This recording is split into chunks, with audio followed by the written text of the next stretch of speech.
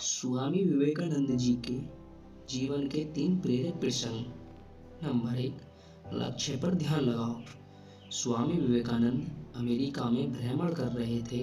एक जगह से गुजरते हुए उन्होंने पुल पर खड़े कुछ लड़कों को नदी में तैर रहे अंडे के छिलकों पर बंदूक से निशाना लगाते देखा। किसी भी लड़के का एक भी निशाना सही नहीं लग रहा था।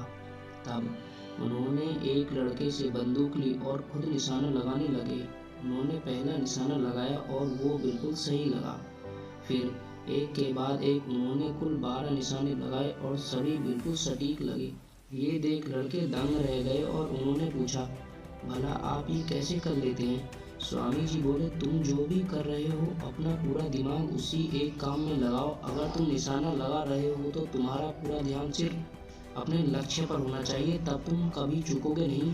अगर तुम अपना पाठ पढ़ रहे हो तो सिर्फ पाठ के बारे में सोचो। मेरे देश में बच्चों को ये करना सिखाया जाता है। डर का सामना। नंबर 2, एक बार बनारस में स्वामी जी दुर्गा जी के मंदिर से निकल रहे थे कि तभी वहां मौजूद बहुत सारे बंदरों ने उन्हें घेर लिया। वे उनके नजदीक आने लगे और डराने लगे। स्वामी जी भयभीत हो गए और कुछ को खुद को बचाने के लिए दौड़कर भागने लगे, पर बंदर तो माने पीछे ही पड़ गए और वे उन्हें दौड़ने लगे। पास खड़ा एक वृद्ध सन्यासी ये सब देख रहा था।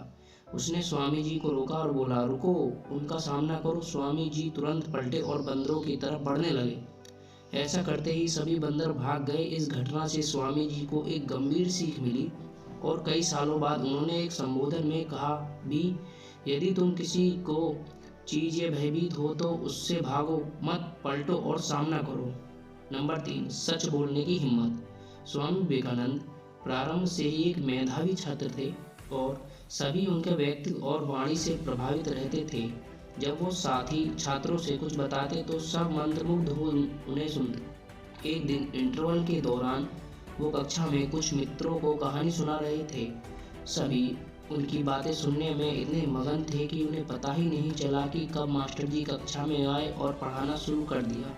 मास्टर जी ने भी अभी पढ़ना शुरू ही किया था कि उन्हें कुछ फुसफुसाहट सुनाई दी। कौन बात कर रहा है? उन्होंने तेज आवाज में पूछा। सभी ने स्वामी जी को और उनके साथ बैठे छात्रों को की तरफ इशारा कर दिया। मास्टर जी तुरंत क्रोधित हो गए।